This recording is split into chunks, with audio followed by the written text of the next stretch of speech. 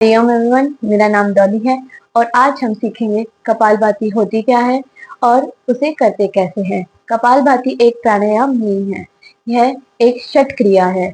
यह एक cleaning practice में से एक प्रैक्टिस है।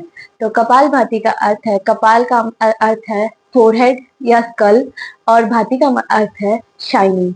तो यह एक ऐसी क्रिया है जो हमारे स्कल को ब्राइट करती है, शाइन करती है। तो कपालभाति की विधि इस प्रकार है। सबसे पहले कमर गर्दन सीधी करके बैठ जाए और अपनी हथेलियों में, या फिर आप ज्ञान मुद्रा बना सकते हैं या फिर अपनी हथेलियों को नीज पे रख सकते हैं आराम से। ठीक है। कपालभाति में आपको एक्सहेलेशन में ज्यादा फोकस करना है और जब आप एक्सहेल करें आपका पेट अंदर जाना चाहिए, ना कि बाहर। तो इनहेल करेंगे,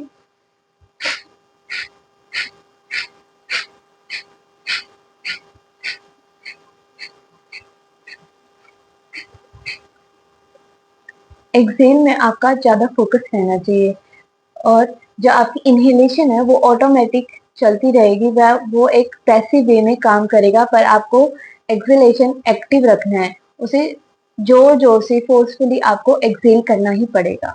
तो ये है कपालभाति की टेक्निक।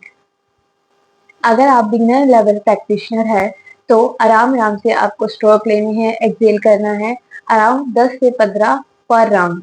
और जब आप थक जाए तो कंप्लीटली इनहेल एंड एक्सहेल कर देना है। और अगर आप एडवांस लेवल प्रैक्टिशनर है तो 60 से 70 पर मिनट आपका स्ट्रोक चलना चाहिए। एक एक्सहेल एक स्ट्रोक माना जाता है, वो 1 सेकंड में होना चाहिए आपका। ठीक है। अगर हम इसकी बेनिफिट्स की बात करते हैं तो आपकी नींद इम्प्रूव होती है, आपका जो फैट लॉस जल्दी होता है कपालभाति में, और आपका रेस्पिरेटरी जो ऑर्गन है और जैसे लंग्स वो प्योर होता है और जो नाड़ियां है वो शुद्ध होती है।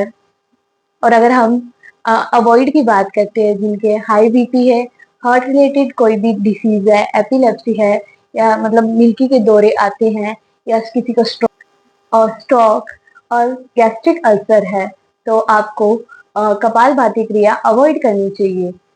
और अगर आपको कपालभाति की अच्छे बेनिफिट्स पाने हैं तो उसके लिए आपको खाली पेट कपालभाति की क्रिया करनी चाहिए, या 2 से 3 घंटे के बाद, खाना खाने के बाद आपको यह क्रिया करनी चाहिए।